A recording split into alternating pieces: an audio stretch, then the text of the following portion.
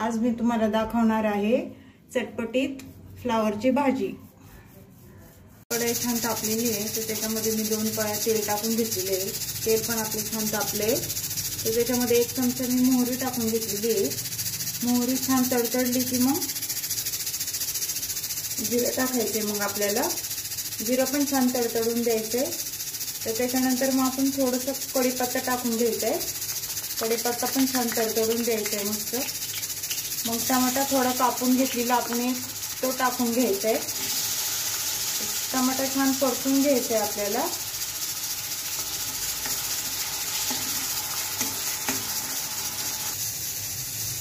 तर त्याच्यामध्ये आपण अद्रक लसणाची पेस्ट टाकून घ्यायची अर्धा चमचा। छान परतून घ्यायचे। हिंग टाकून घ्यायचं आहे आपल्याला। हिंग पण छान परतून घ्यायचं आहे। तर आपण 1 चमचा लाल तिखट टाकणार आहे। तर पावभाजी मसाला 1 चमचा टाकणार आहे। थोडी हळद टाकणार आहे आणि आपण बेडगी मिरची पावडर पण टाकणार आहे थोडा कलर यायसाठी।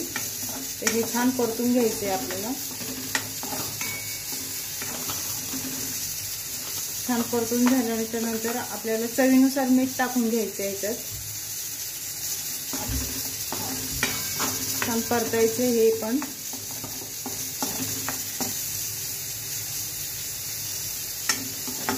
तर भाजी तुम्ही नक्की करून बघा फ्लावरची, खूप छान होती।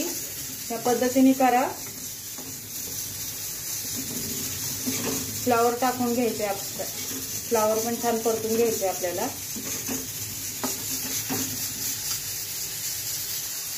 व्यवस्थित आपण छान मिक्स करून घेतलेले आहे। तर त्याच्यावर आपण झाकण ठेवून घेऊया।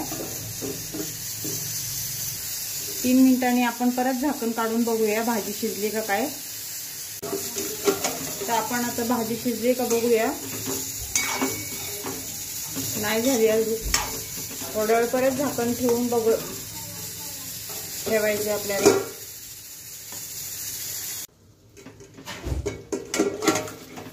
तर भाजी आपली बघा आता शिजली छान। छान परतून घेतली आपण मस्त आणि छान शिजली पण। तर आपली भाजी झालेली आहे। तर आपण आता गॅस बंद करून घेऊया। भाजी कशी झाली कमेंट करून नक्की सांगा। नवीन असेल तर सबस्क्राइब करा। भाजी कशी वाटली कमेंट करून मला नक्की सांगा। उद्या नवीन रेसिपी घेऊन मी पुन्हा हजर राहीन।